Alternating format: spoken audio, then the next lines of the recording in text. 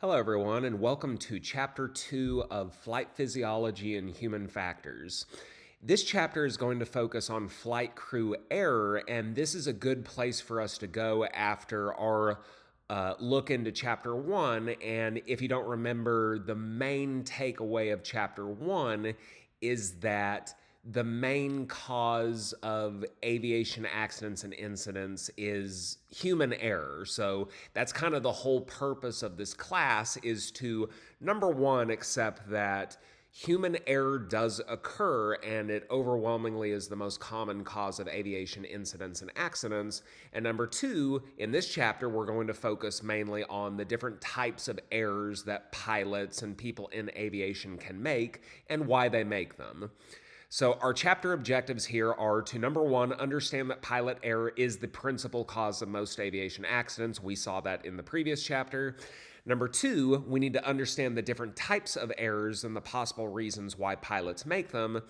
And then finally, we need to make sure we understand that no error is made in a vacuum and that a systems approach is necessary to understand why errors happen and to minimize their frequency. So these are all things that we are going to look at as we make our way through this lecture. So without any more delay, let's go ahead and get into it. So first, you know what an error is. You don't necessarily need to see a definition of an error to really know what it is, but we'll go ahead and take the time to define it anyway. An error occurs when a person fails to perform the correct action or performs the wrong action for a particular circumstance. So, if you want a more aviation centric definition for an error, this would be an action or inaction that leads to a deviation from crew or organizational intentions or expectations.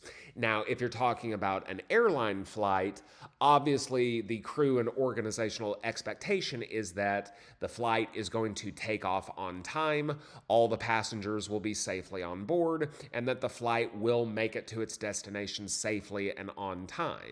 So an error could be something that not only puts the safety of the crew and the aircraft at risk, but also maybe puts you behind schedule. So an error doesn't necessarily have to be something that causes an airplane crash or something like that. So we need to make sure we understand the difference between an error of commission, which is performing the incorrect action, and then an error of omission, which is performing no action when an action was needed. So you definitely don't want to think that all errors are just doing the wrong thing. It's absolutely possible for the wrong thing to do to be doing nothing at all. So sometimes doing something is better than doing absolutely nothing at all, although you don't necessarily want to take that to the bank. It's complicated.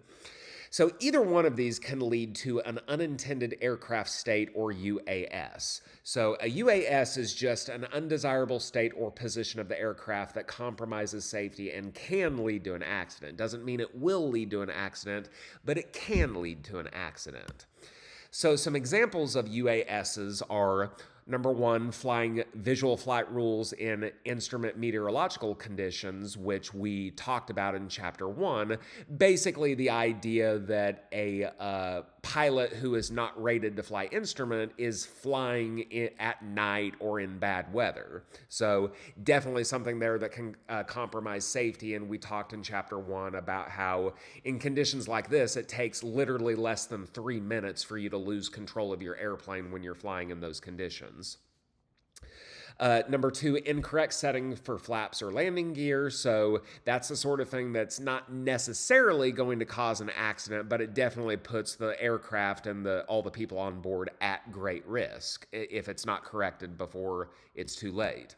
Having an unstable approach. Taxiing across an active runway. This is actually one I want to present to you a specific example of, a definite watershed, and not for a good reason, moment in aviation history. The Tenerife disaster of 1977. So this happened in the Canary Islands, which are a series of islands far off the coast of Spain in Europe. So two Boeing 747s, so very large turbojet aircraft, collided on the runway of Los Rodeos Airport in the Canary Islands. So I posted some information about this disaster in the extra resources folder of our Blackboard site, so definitely take some time to look at that. But I can go ahead and give you kind of a quick rundown of what happened here. So this is possibly the deadliest accident in the history of aviation because just the collision between these two aircraft on the runway killed almost 600 people. So that is a terrible, terrible, terrible tragedy. And it really emphasizes something that we talked about back in chapter 1 of how the most dangerous parts of a flight are the landing, the approach, and then the takeoff. So, statistically speaking, those are the most dangerous parts of airplane travel. People always think about, oh, well, the most dangerous part of like a flight is when you're at the highest altitude. Well, that's not the case according to statistics. And this is definitely a case where two airplanes collided with each other before either one of them really got airborne. So if that tells you anything, then if that tells you something different, then I don't know what to tell you at that point then. So basically, the conclusion from the investigation that came from Spanish authorities after this accident occurred was that the cause of the accident was, again, human error, as you might kind of suspect. It was the decision of one pilot to take off, specifically the captain of the flight that was making its takeoff excursion down the runway. But there were actually multiple factors that were kind of at play here other than just, oh, one person screwed up. So a couple of things to consider.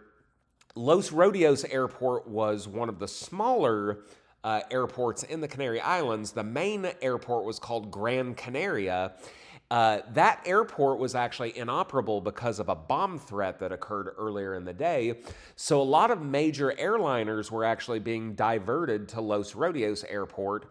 So number one, this particular airport was already dealing with a lot more traffic than they're normally accustomed to. So that puts a lot of stress on air traffic control. Number two, there was heavy fog on the runway, so that obviously limited visibility, and another example of IMC conditions that the pilots are flying into, although the lack of instrument rating here is obviously not an issue. The airline pilots certainly are instrument rated. But basically, in incidents like this, you don't want to just take it to the bank that, oh, one person made a mistake. No, there are multiple factors and multiple conditions that can present themselves that can lead to a terrible tragedy like this.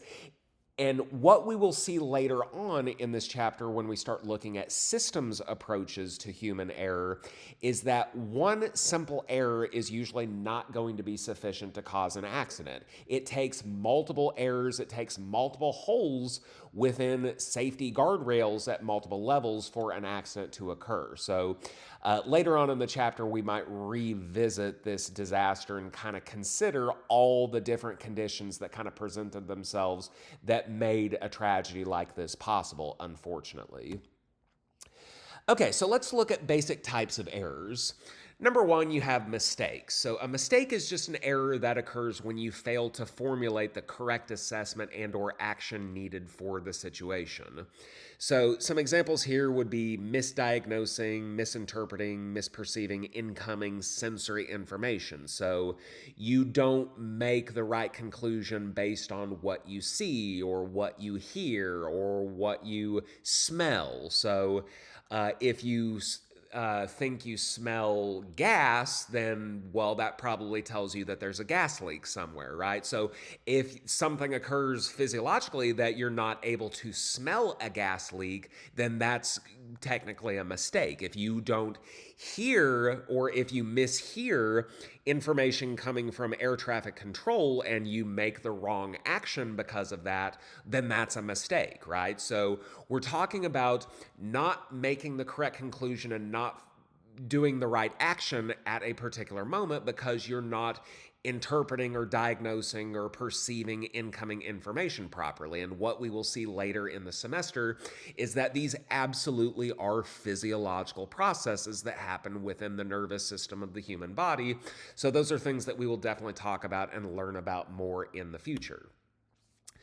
So, in cases in which the situation is properly perceived or diagnosed, so in other words, you interpret the incoming information correctly and you determine what the best course of action is for that particular situation, you end up with the next couple of types of errors. A slip is when the correct action is not performed correctly. You know what you're supposed to do for a given situation, you just don't do it properly, you don't do it correctly.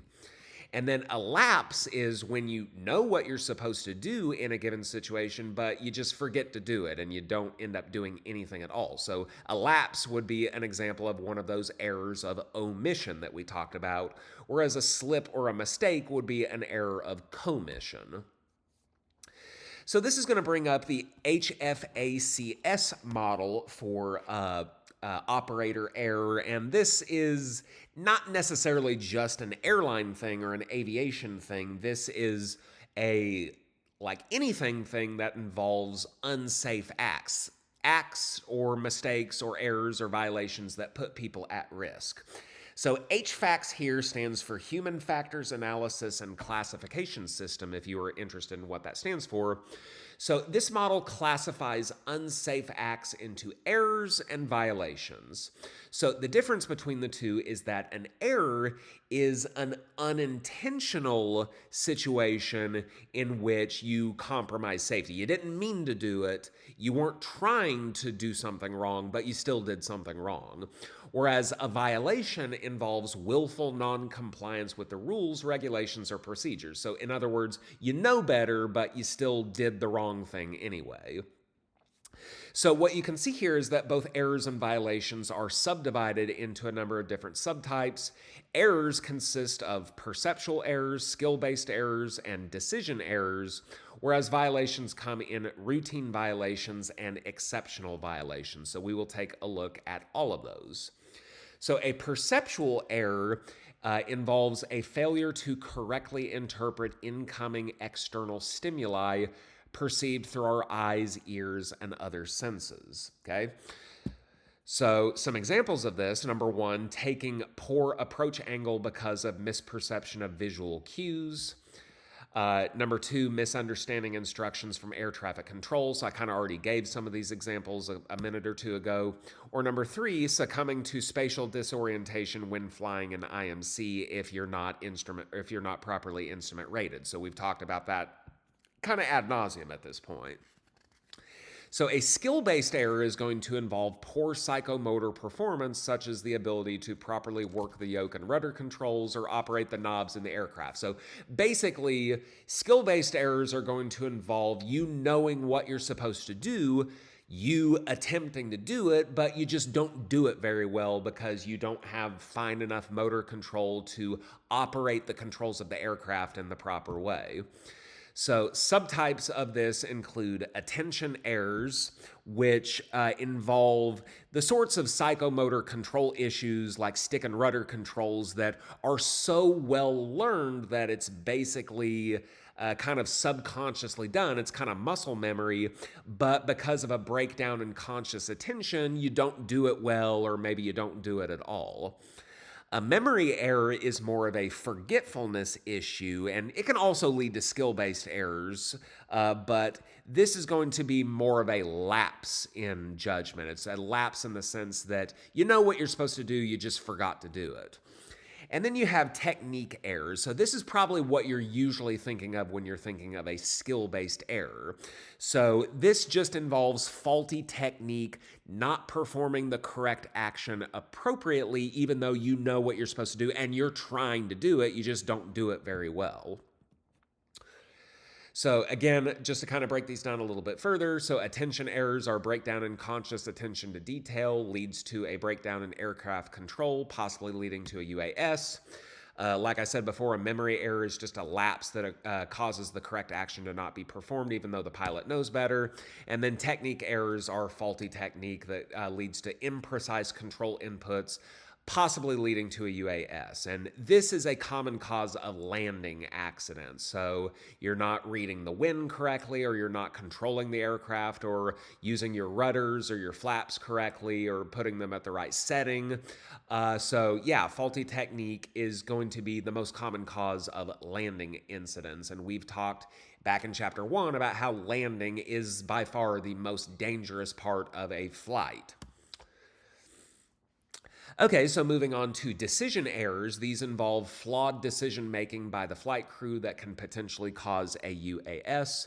So a good example of this would be an example that was given by your book, failure to execute a go-around on an overrun landing. So at that point, if you feel like you're not able to get wheels to the ground within the first third of the runway, at that point, you have a decision to make. You either try to stick the landing, knowing that you might overrun the landing, or you execute a go-around. You increase your thrust, you take back off, and then you do a go around, and you you basically make another attempt at the landing again. So no shame in that necessarily, but yeah, so if you fail to execute a go around when you've clearly overrun the landing target on the runway, that's a decision error. You made the wrong decision, a flawed decision making by the flight crew here.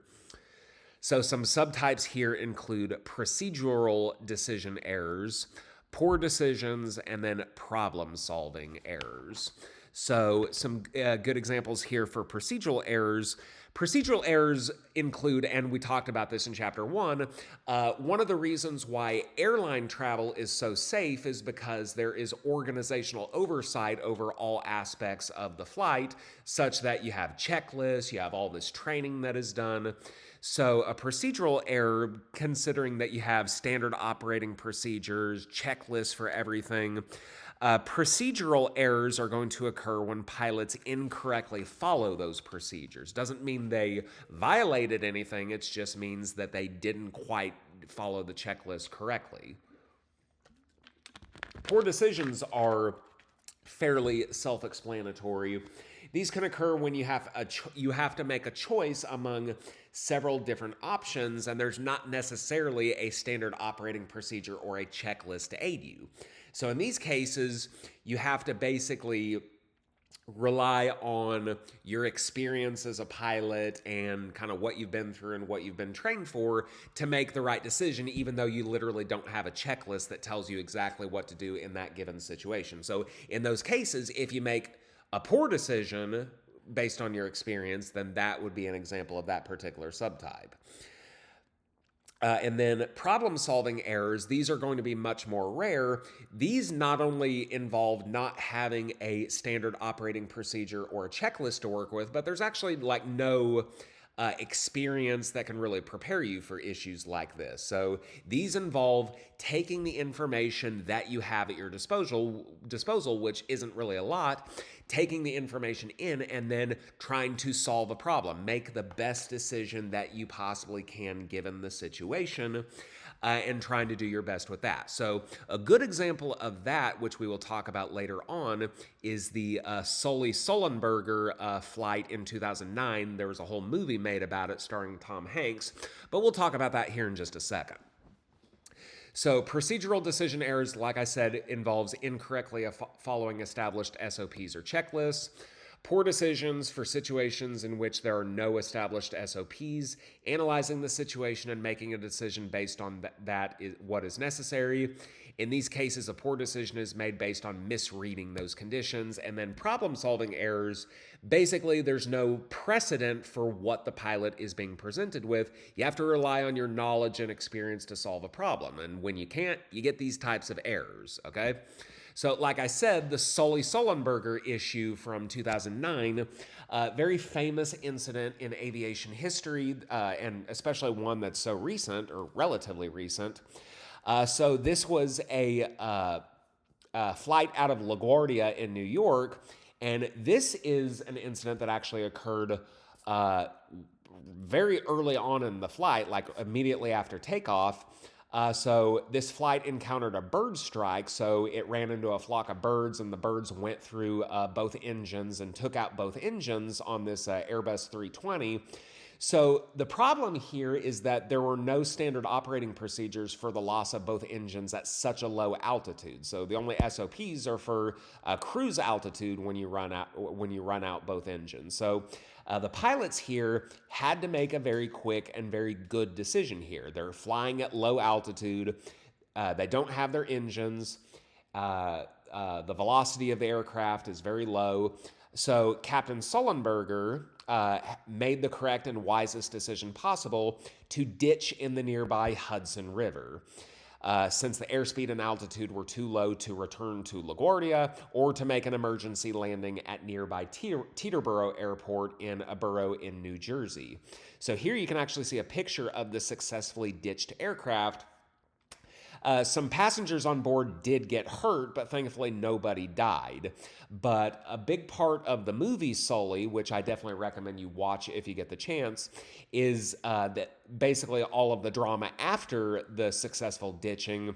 There was a whole FAA investigation into Captain Sullenberger, wanting to know, would it really have been possible for him to go back to LaGuardia or to make a safe landing somewhere else? Was it actually necessary for him to ditch in the river and lose an entire aircraft? So one last thing we'll talk about with errors before we kind of move on here is that any of the previously discussed error types involve the cognitive function of the pilot or crew member involved and or the communication between them. So communication errors will often involve multiple individual errors compounding on each other with multiple people contributing. It's kind of something I've said a couple of times already in this video. An airplane crash is not going to be caused by one person making one error. One error is not going to be enough to cause an airplane crash unless you're talking about intentionally crashing an aircraft. So communication errors are going to involve multiple people making multiple errors, and these errors kind of stack on top of each other. So communication breakdowns. So later in the semester, we are going to focus a lot of our attention on the physiological limitations of sensory perception, so the way in which we consume incoming information, whether it's the things that we hear or the things that we see or the things that we feel or the things that we smell, and the function of the nervous system. And we're going to learn about how limitations there can definitely lead to communication breakdown. So it's only natural. We are limited and error prone as human beings. It's something that we just kind of have to accept. Okay, so moving on to violations. So a violation, as we said before, involves willful non-compliance and or flouting regulations or procedures despite knowing better. You know what you're supposed to do, but you're choosing not to do it correctly. So a routine violation, one of the subtypes here, involves habitual non-compliance. Basically, you're committing a violation that you think you can get away with. You feel like you've gotten away with it in the past, so you think you can continue to get away with it. So that's a case of, like habitually taking off too heavy or habitually not de-icing your airplane if you're flying in frigid conditions. So things that you feel like you've gotten away with in the past and you're going to continue trying to get away with them. You're not going out of your way to cause an accident, but you personally feel that you can get away with this and still fly the airplane safely, even if it goes against regulations. So those are routine violations, while exceptional violations involve the pilot or crew member who otherwise goes by the book being specifically non-compliant in a particular circumstance because of exceptional circumstances. So these violations, whether they're routine or exceptional, are usually committed by pilots not because they intend to cause an accident, but because, again, they believe the aircraft can still be piloted safely otherwise. So they feel like they can get away with it. So with all this in mind, why do pilots commit unsafe acts, whether it's an error or a violation? So since most aviation accidents, as we've established clearly so far, are caused by either the actions or inactions of the pilots involved, we should really make sure we take the time to understand why pilots do these things as a means of preventing them in the future. So because the nature of these errors and violations is complicated, we really need what we call a systems approach to make sure that we understand and tease out all of the involved factors at play. So there's several different approaches or perspectives we can take on this. Number one is the aeromedical perspective. So this is the medical and physiological conditions that pilots are uniquely subjected to that could lead to a UAS. So this is actually going to be a major emphasis for us as we make our way through this class, with this being a flight physiology class. So there's something about being up in an airplane at high altitude that subjects the human body to stresses that it otherwise wouldn't be subjected to, whether it's hypoxia or gravity or things like that.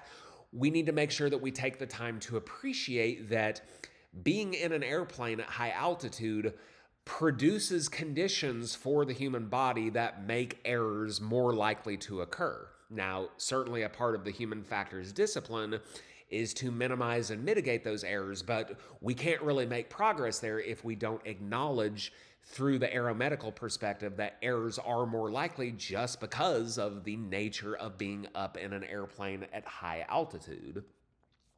There is the cognitive perspective, which says that the limitations of the human nervous system, again, whether it's sensory inputs, information process, reaction time, memory, or anything else, can be the cause of a UAS. And we talked about all the different types of errors that involve this sort of thing. So basically, you're talking about any breakdown in any part of information processing, memory, decision making can cause an airplane to crash or be in a UAS.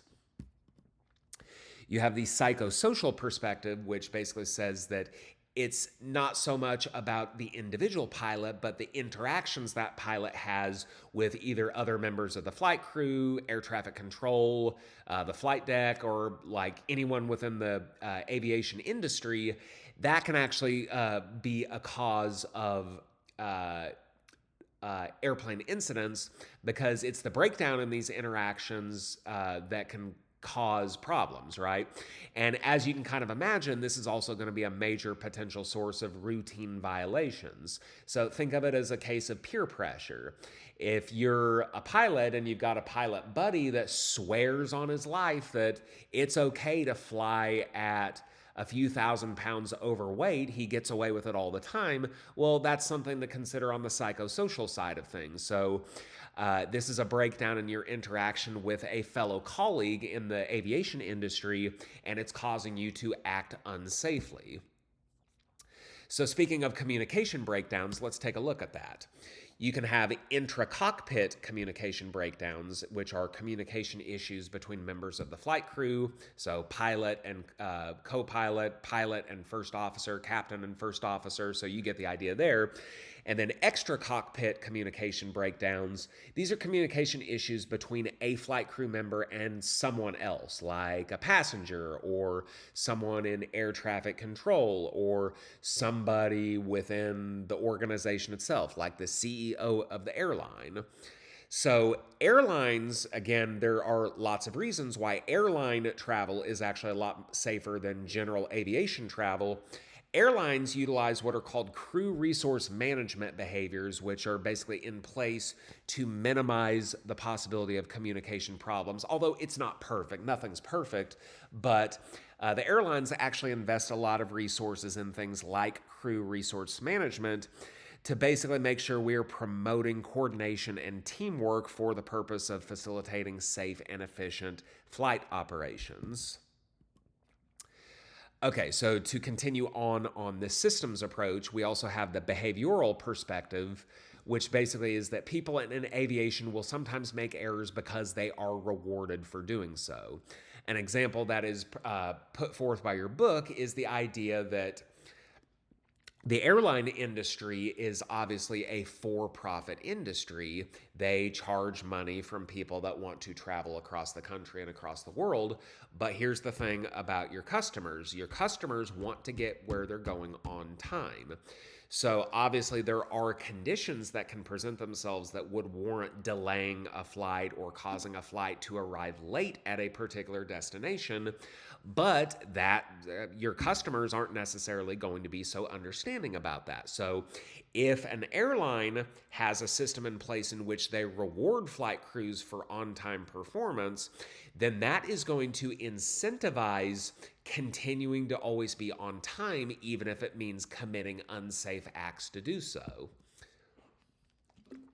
And then you have, finally, the organizational perspective, which involves fallible decisions and errors not made by the pilots necessarily, but made by people in the management side, whether upper, middle, or lower management, and these can lead to errors by the frontline personnel. So again, another example of mistakes and errors compounding on each other.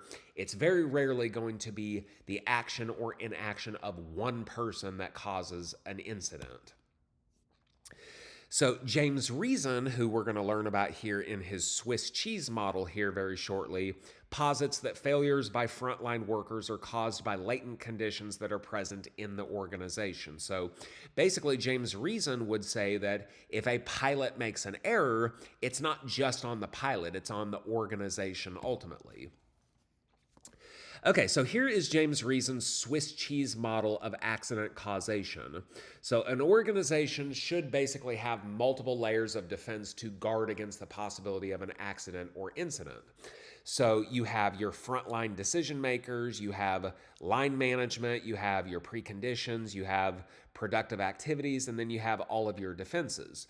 Basically, the idea is you have all of these guardrails, whether it's decision making, management issues, preconditions such as psychological precursors of unsafe acts, how you think about things, how you come into your aircraft, whether you got a good night's sleep or not, whether you had a good breakfast or not.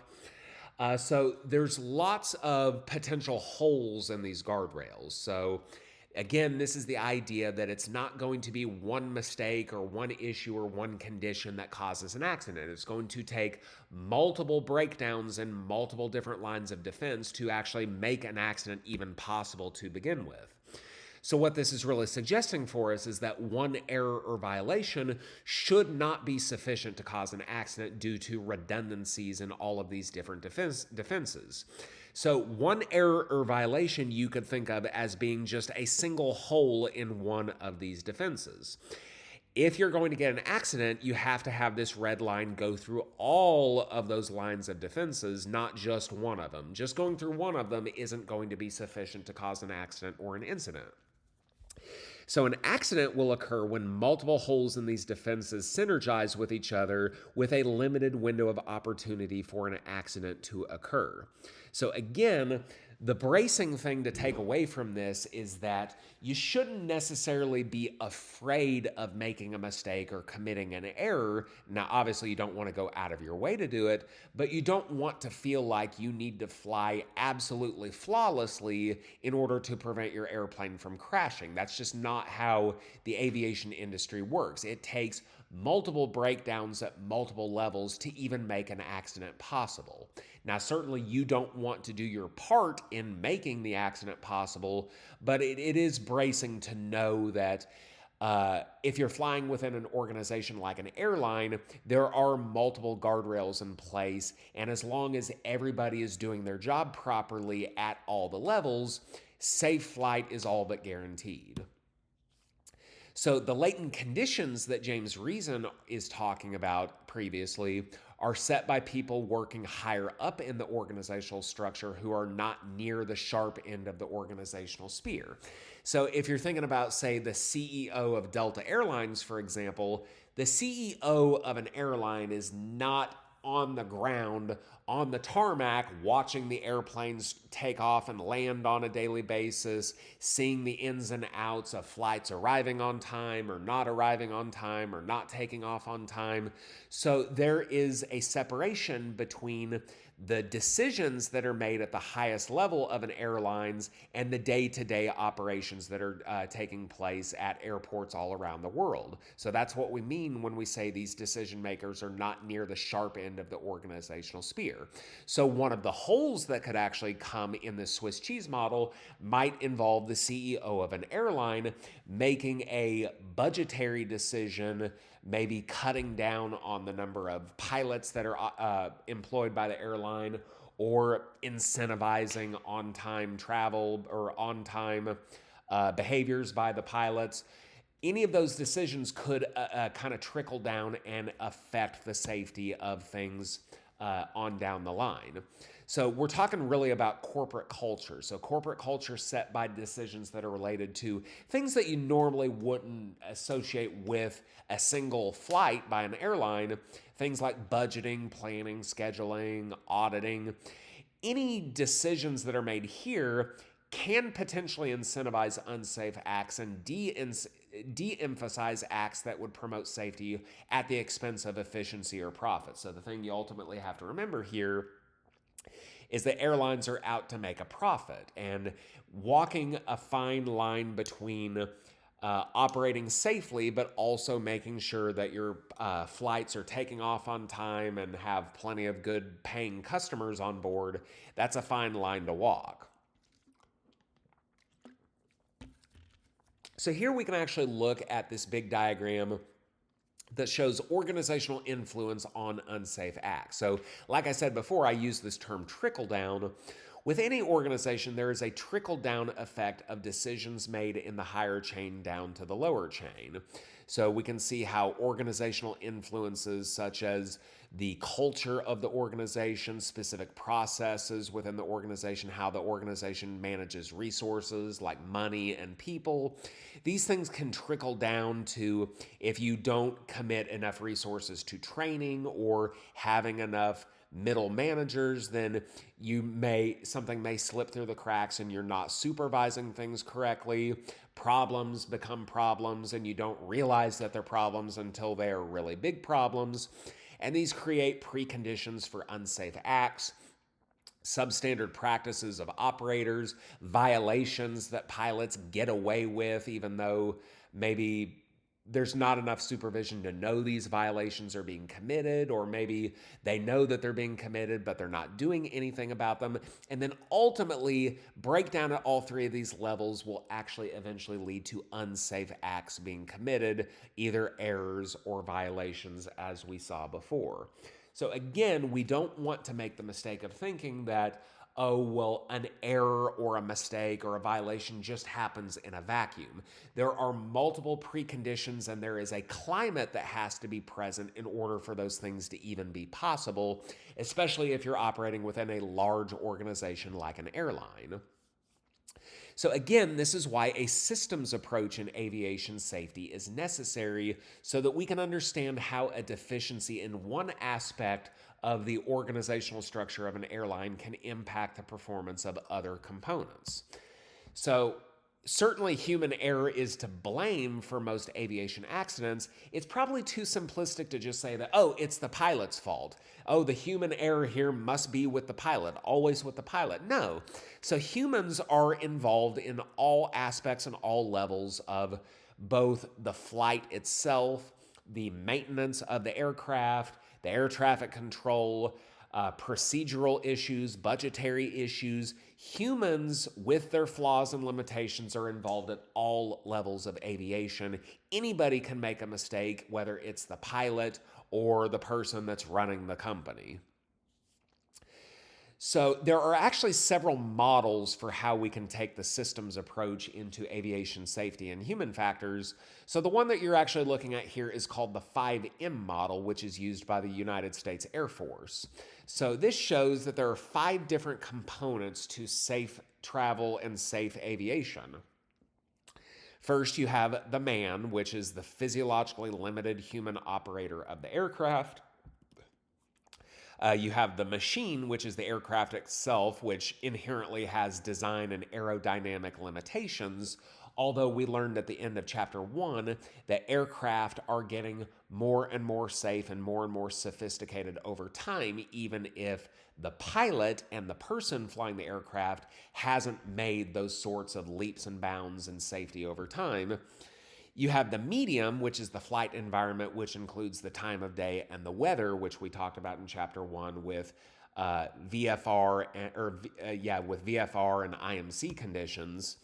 You have the mission, which is the purpose of the flight and any inherent risks involved. And then you have management, which is how the entire system is overseen at the highest levels from budgetary management, safety regulation, and staffing. Then you have what's called the shell model, which is an alternative systems approach, which includes pretty much the exact same thing, just called different things. You have the software, which consists of standard operating procedures, checklists, manuals, and charts that the pilot will run through and consult in the course of flying their aircraft safely. And you can kind of see how different breakdowns here can occur, whether it's incomplete SOPs, poorly designed checklists, charts difficult to read, et cetera, et cetera. So basically that would suggest that the pilot is trying to do their job properly, but they can't do their job properly because of software issues. The SOPs are not clear. The checklists are not easy to read or not easy to interpret. You have the hardware, which consists of the aircraft itself. So you're talking about the design of the aircraft. How easy is it to fly? Is it difficult to fly? Does it take a lot of hours of training to be certified to fly that aircraft? Limitations of the aircraft in terms of airspeed, takeoff, how often does it have to be worked on for maintenance? You have the environment, which consists of weather, time of day, where you're flying out of, what's the terrain like, what's the airspace like, what kind of winds do you get this time of year, things like that. What's the airport like?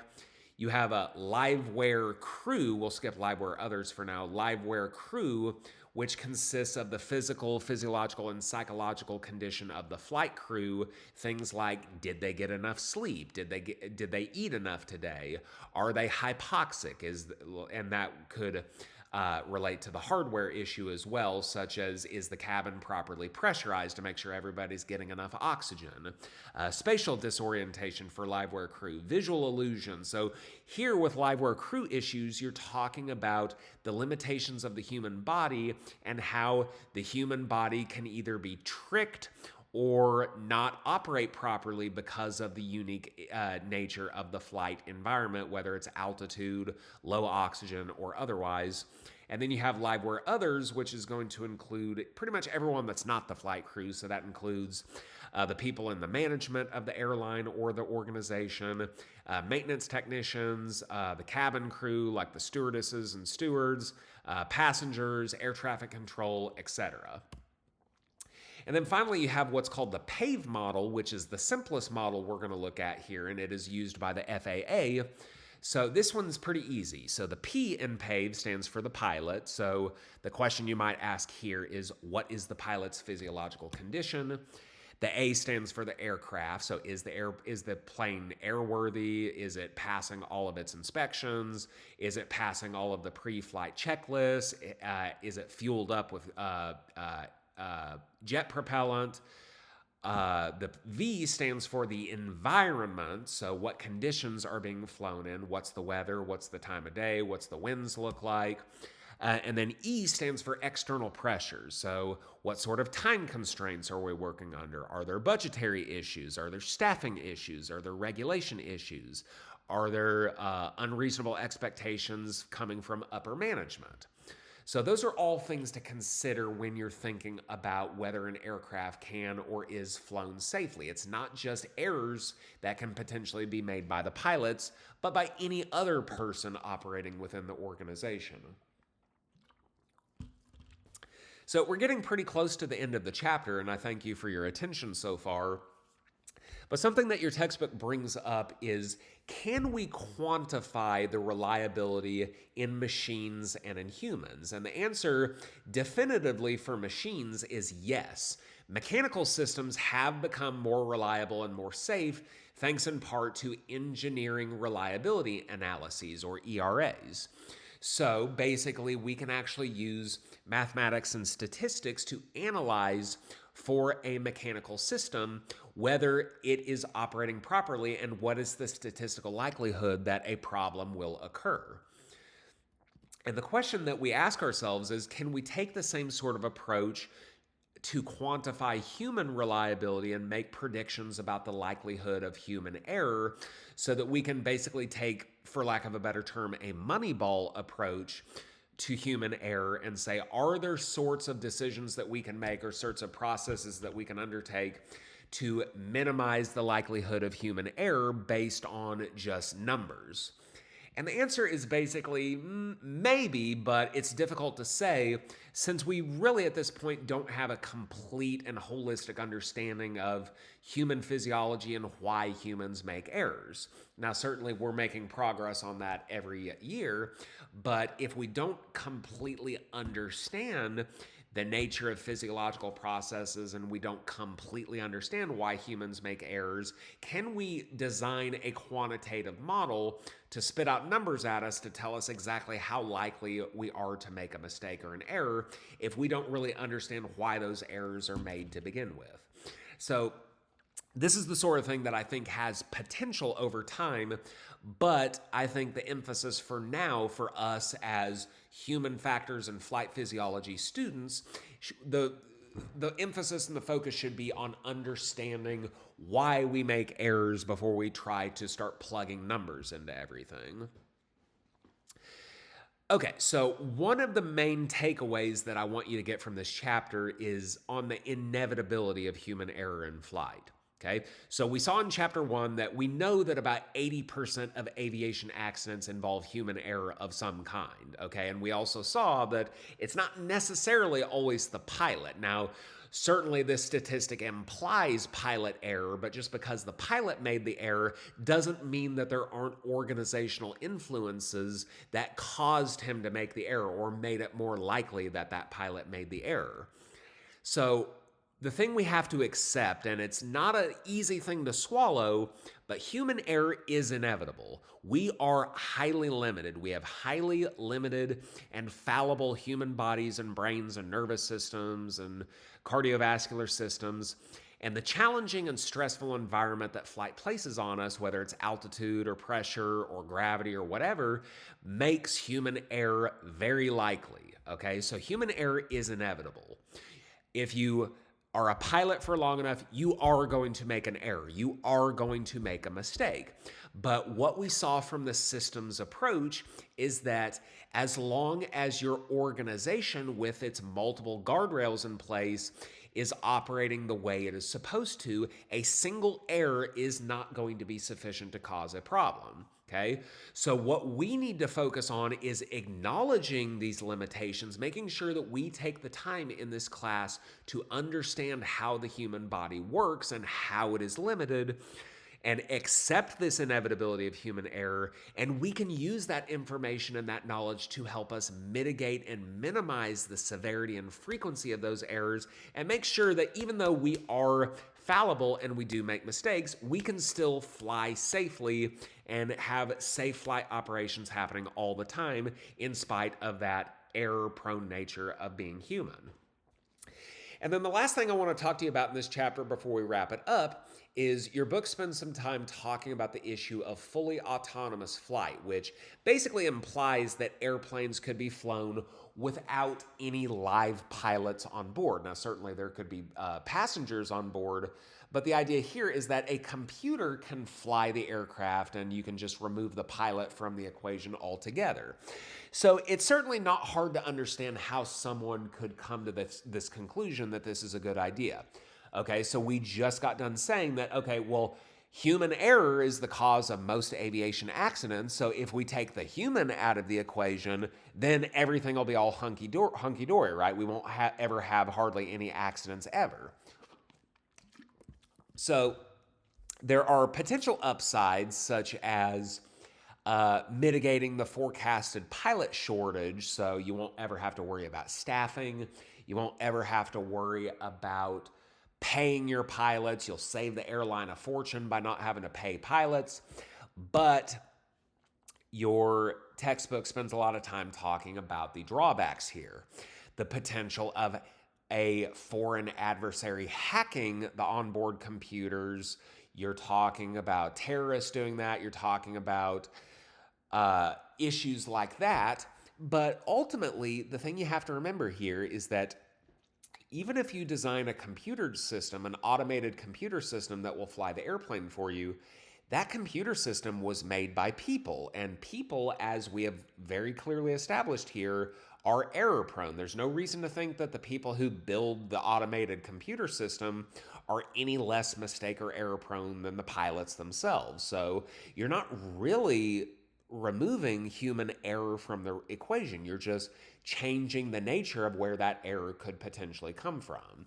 So it's an interesting discussion to think about, but basically, the main thing I want you to take away from this whole chapter is that you're human, you're highly limited, you're not perfect, you're going to make mistakes and you're going to make errors, but we have designed the aviation industry, or rather, the aviation industry has evolved and progressed to the point where a single mistake or a single error is not going to cause the problem that you think it would, and that despite our limitations, the best possible outcome is that we have humans, live humans on board aircrafts piloting them. So that should be very bracing in the sense that you are a part of a pilot program learning how to fly and learning how to join this industry.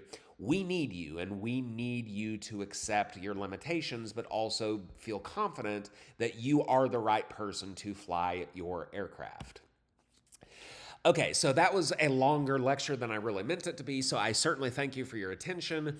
I will see you next time when we will go into Chapter 3, and we will start discussing the actual discipline of human factors and